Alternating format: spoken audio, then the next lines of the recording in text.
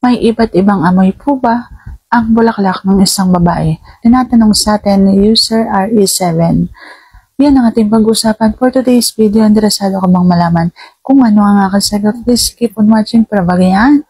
Kung bago ka pa lang sa aking channel, please consider to like this video and subscribe my channel.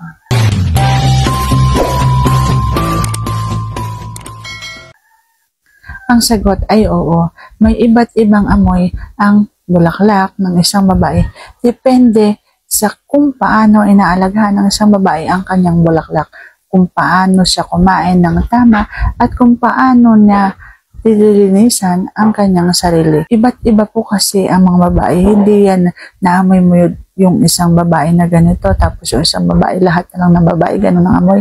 Hindi po, mali po. May depende ang kabanguhan ng bulaklak ng isang babae sa kung paano niya alagaan ng tama ang kanyang bulaklak at linisan ng tama. Kung tama ang kanyang pag-aalaga at paglilinis diyan, siguradong mabango ang kanyang bulaklak. So sana nasagot ko ng tama ang iyong tanong. And if you like this video, please consider to like this video and subscribe my channel.